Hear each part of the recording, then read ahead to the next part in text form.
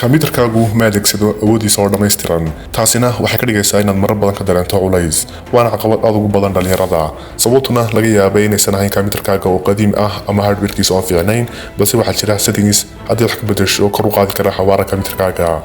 muuqaalkeenan waxaan ku soo qaadanaynaa isbedelada ku sameyn karto computerkaga kuwaas oo kor u qaadi kara xawaara computerkaga soo dhawaada dhalinyaro qodobka koowaad ee cusleen kara computerkagu waa inay xadidan tahay awoodda CPU-daadu adeegsan karto sida default-ka ah computersku way xadidaan awoodda ay CPU-du adeegsan karto si loo save gareeyo energy xitaa haddii desktop isticmaalayso tani waa la sameynayaa markaad shaqo badan ku hayso computerkagana xadidaadani way ku saameynaysaa uga dareemi kartaa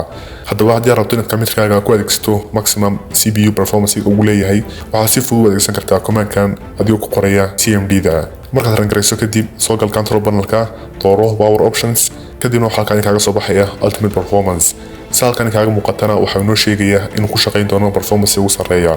halka markii hore ahaa balanced balse waxaad xasuusnaataa in haddii aad laptop isticmaalayso uu batterigu si dhaqsi leh kaaga dhici karo maadaama markaani ay CPU-du adeegsanayso energy badan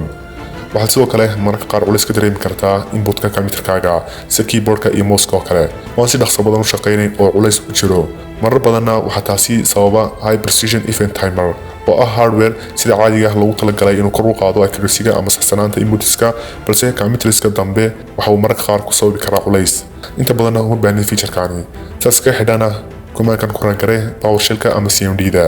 kadibna restart gare computerkaga gaming-ka iyo shaqooyinka sameynayso inputska badan ee ka dareemi doontaa isbedelka feature-kani qodobka saddexaadi waa in computerka uu adeegsanayo animations ama si guud visual effects isticmaalaya resources sida CPU-da iyo RAM-ta marar badanna visual effects-kani muhiimku ma ahan waxaad samayn kartaa inaad iska xidho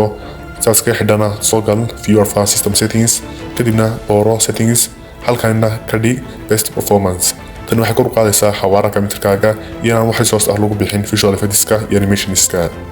qodobka afraad ee isna culaysin kara computerkagu waa in Windows uu priority-ga ama muhiimad siinayo shaqooyinka background ka socda halkaadna mararka qaar u baahan tahay in muhiimada la siiyo shaqooyinka foreground ka socda ama markaasi gacanta ku hayso sida video editing oo kale ama gaming-ka si taas u bedeshana soo gal registry editor-ka kadibna raadi location-kani